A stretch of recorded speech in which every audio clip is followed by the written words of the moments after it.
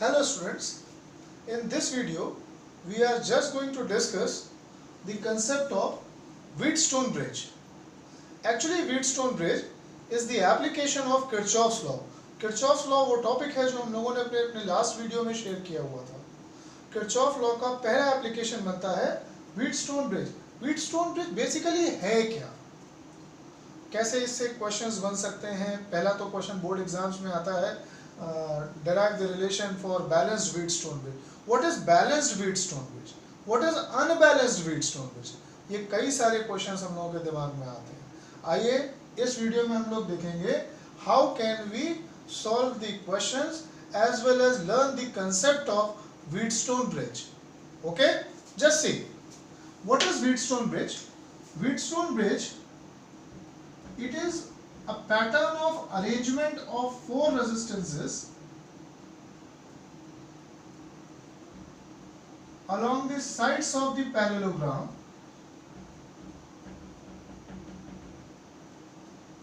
ठीक है. Wheatstone bridge में क्या है, चार रेजिस्टेंसेस आपको लगा दिए गए और चारों रेजिस्टेंस कैसे लगाए गए, along the sides of the parallelogram such that one of the diagonal contains the source supply.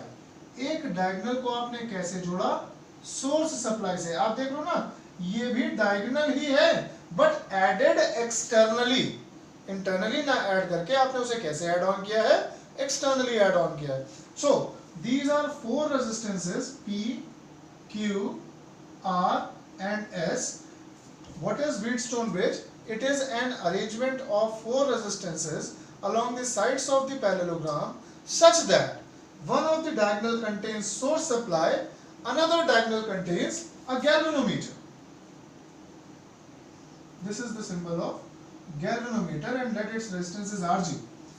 Okay, so what is Wheatstone bridge? It is an arrangement of four resistances along the sides of a parallelogram such that one of the diagonal is connected across the source supply and the another diagonal contains a galvanometer, provided that there exists no current along the diagonal.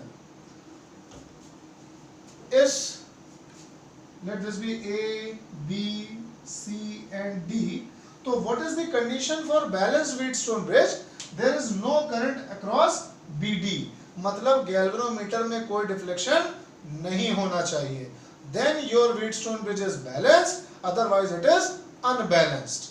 दोनों के लिए जो numerical बनेंगे उनको solve करने के तरीके अलग होंगे. देखेंगे अभी इसी वीडियो में हम लोग कैसे सॉल्व करते हैं उनके क्वेश्चन. उससे पहले Wheatstone bridge. So what is Wheatstone bridge? In Wheatstone bridge it is an arrangement of four resistances along the sides of a parallelogram such that one of the diagonal contains a source supply while the other diagonal contains a galvanometer such that there exists no deflection in the galvanometer. What is the meaning of term no deflection in the galvanometer? इस arm BD में कोई current नहीं pass on हो रहा. In that case P by Q remains equal to R by S. So P by Q equals to R by S is the fundamental condition of balanced Wheatstone bridge. आइए देखें ये condition कैसे derive हो सकती है using Kirchhoff's law. ठीक है, let's see. Let this be the source supply. Say it is EMF E. एक करंट यहां से आपने पास ऑन किया I. Point A पर पहुंचकर this current splits into two parts. Again we are back to the Kirchhoff's first law, है ना. At point A this current splits into two parts. First part is I1, second part is I minus I1. First part is I1, second part is I minus I1. Now let the current through galvanometer Ig. ठीक है, later on this Ig will become equal to 0. मैं अभी बता दे रहा हूँ, आपके दिमाग में बात आनी नहीं चाहिए कि आपने सोचा कि सर वो Ig तो अभी आपने कहा था 0 हो जाएगा. ठीक है ना, Ig 0 हो जाएगा, लेकिन initially we are moving from unbalanced to balanced condition. Okay, so this is Ig. यहाँ से AD आर्म में आ रहा है I minus I1, यहाँ से मिला Ig. This is I minus I1 plus Ig. अभी ऊपर देखेंगे, यहाँ से I1, Ig नीचे गया, इस पार्ट में करंट आया I1 minus Ig. C point पर BC और DC दोनों आर्म के करंट्स आकर के एड ऑन हो गए. Finally the current converts to I. So this is how we use Kirchhoff's law, in fact Kirchhoff's first law. Okay, अब आगे देखें. अब इसे हमने बना तो लिया. Now what is in the Kirchhoff's second law? Kirchhoff's second law क्या बोलता है आपसे? वो ये बोलता है in any closed loop or in any closed mesh the algebraic sum of difference in voltages remains equal to 0. कैसे? इसमें इंप्लीमेंट करके देखते हैं. देखिए फर्स्ट लूप देखिए, A B D A. In loop A B D A, what is Kirchhoff's law? Sigma E equals to sigma IR. देखो A B में कितना है? I1 into P plus IG into RG minus, क्योंकि आपकी arm opposite हो गई, minus I minus I1 into R equals to 0. This is first equation. 0 क्यों? Because the loop ABDA contains no cell. कोई cell नहीं लगा उसमें. ठीक है ना? अब ध्यान से देखें second loop BCDB. Again in loop B, C, D and D. BCDB देखेंगे तो B से C में I1 minus IG करंट है, रेजिस्टेंस है Q. So it is I1 minus IG into Q. Then C to D minus sine के साथ I minus I1 plus IG into S. और again D से B minus IG into RG equals to 0. This is second equation. Now मैंने आपको क्या बोला, balanced Wheatstone bridge के लिए क्या कंडीशन बननी चाहिए? There exist no current across BD और diagonal. So for balanced Wheatstone bridge IG कितना हो गया? IG कन्वर्ट्स टू 0, है ना? IG कितना हो गया? 0 हो गया.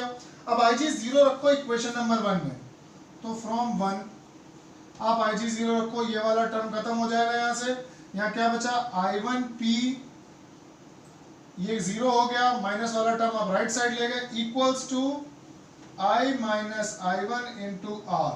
This is equation number 3. Clear? Equation number 3.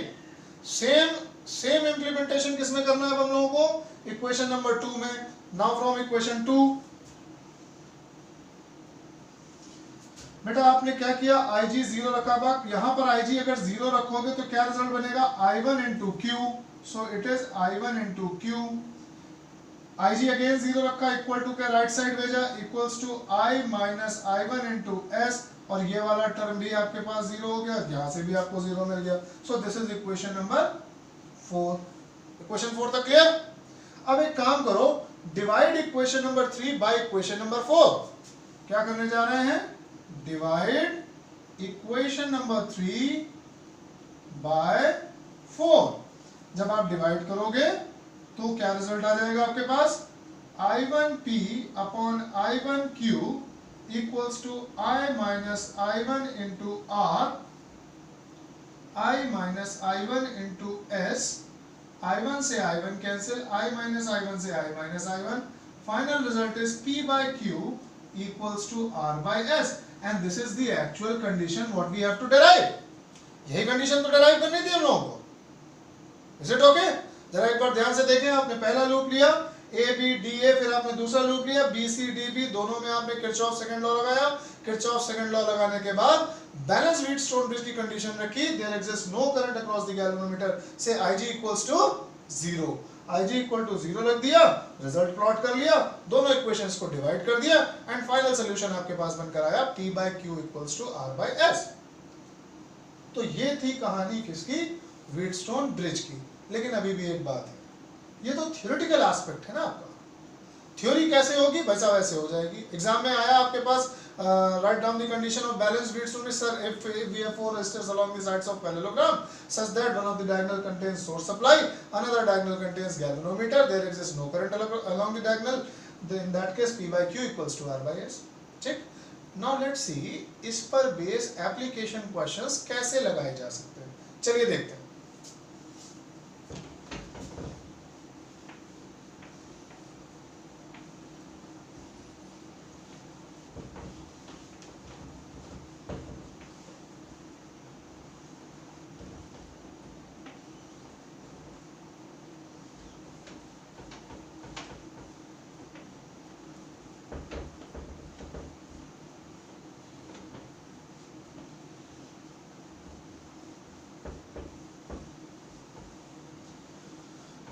Now let's see how can we solve the numericals for Wheatstone bridge, है ना। Wheatstone bridge के न्यूमेरिकल लगाने के कुछ एल्गोरिथम्स हैं, अगर आप उन्हें ध्यान रखें तो पहला एल्गोरिथम सबसे डिफरेंट है, सर्किट ब्रेकर। दूसरा algorithm, check the conditions of balanced Wheatstone bridge कि P by Q equal to R by S आ भी रहा है या नहीं आ रहा है। Now let's see a numerical. Suppose we have a question. Find out equivalent resistance across AB, and this is the numerical.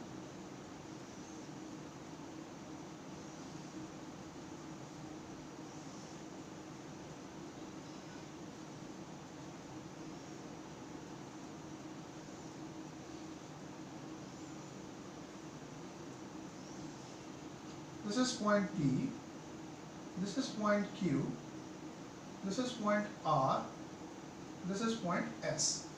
And what our target, what our question is? Our question is to find the equivalent resistance across AB. जब कहते हैं कि find out the equivalent resistance across AB, मतलब इन terminals के across आपने cell या battery connect कर रखी है।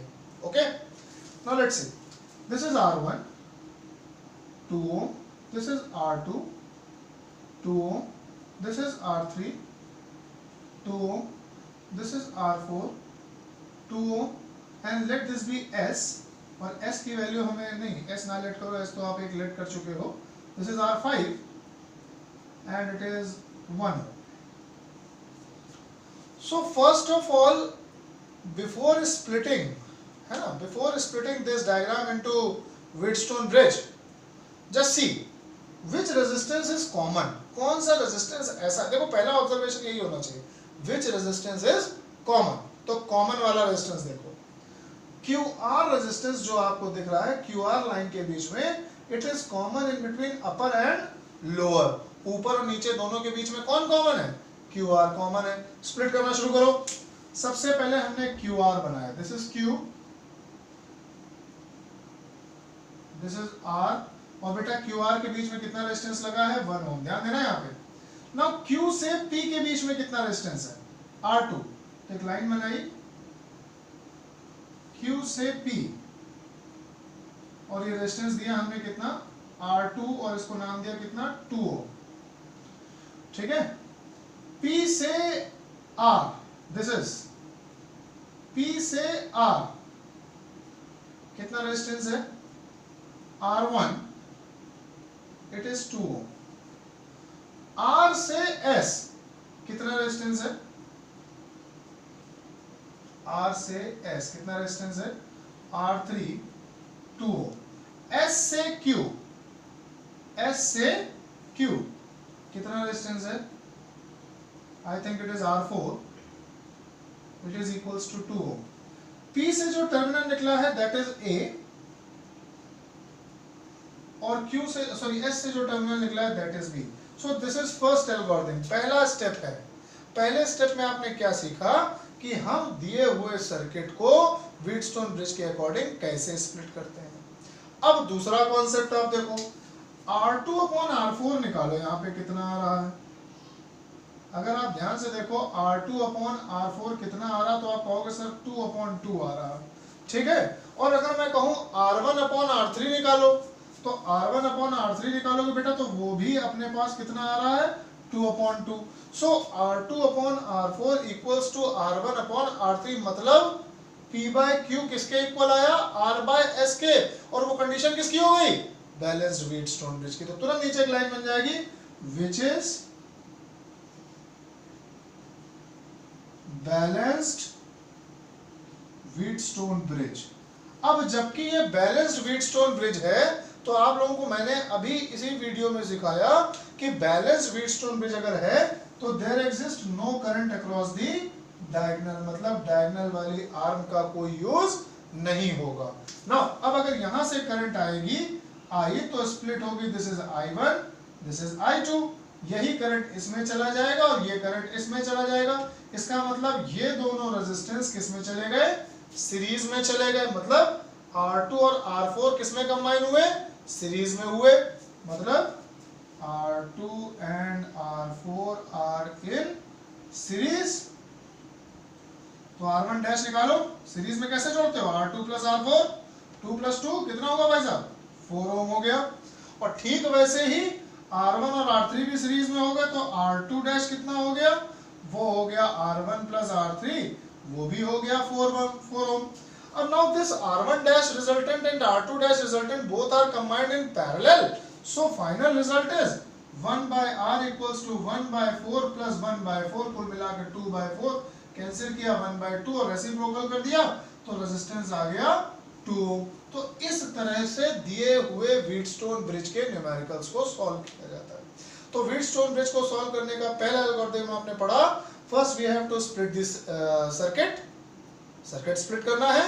सेकंड स्टेप क्या करना होगा, condition check, P by Q equals to R by S balance हो रहा है या नहीं, if it is balanced then maintain the condition P by Q equals to R by S, remove the diagonal resistance, पहले ऊपर वाली arm दोनों series में, नीचे वाली दोनों आर्म सीरीज में, और दोनों का रिजल्टेंट उठा करके पैरेलल में जोड़ देंगे and that will be the final. Okay, I hope आपको व्हीटस्टोन ब्रिज का पूरा कॉन्सेप्ट क्लियर हो गया होगा।